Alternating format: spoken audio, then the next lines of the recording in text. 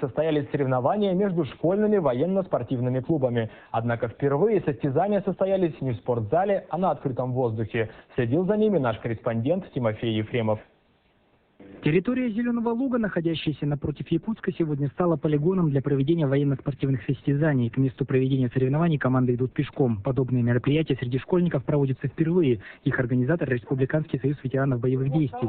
По мнению руководителя оборонно-спортивного клуба «СКАТ» Сергея Конова, в спортзале для такого рода состязаний условия слишком комфортные. Мы собрали впервые школьников именно при таких минусовых температурах. Многие взрослые, в общем-то, в шоке. Родители скажут, куда в лес там пошли. Вы сами заметили, здесь тепло, уютно. Дети устраивают маленькие биваки, костры, и после чего начнутся соревнования. Это значит, они будут разбирать автомат в полевых условиях, снаряжать магазины, вязать узлы, которые необходимы всегда в походе. Уметь разжечь нужно костер, сделать убежище. Ну, в общем, все то, что для нас это, в принципе, обычная работа, а для кого-то, возможно, это экстрим.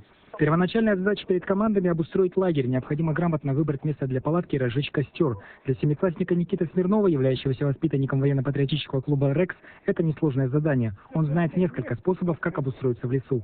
Мы, чтобы построили палатку, ставим в низине, чтобы ветра не было, чтобы ветер не дул, чтобы теплее было. Можно ледянку построить, из снега делают насыпь снега, в ней проделывают ход. Там внутри костер разжигаешь, она хорошо тепло сохраняет. Наравне с мальчишками в состязаниях участвуют и девчонки. Ученицы школы номер 3 города Якутска Кристина и Анастасия гламуру и пафосу предпочитают походы и тренировки. Подстроить шалаш и разжечь костер для них не проблема, так же, как и готовить на открытом огне. Как бы говорится, на костре самое вкусное блюдо, и вот. Мы готовим на природе нашим ребятам тоже, чтобы они были сыты. Это, кстати, это самое важное. Если есть что-то горяченькое, тогда и внутри все жгется.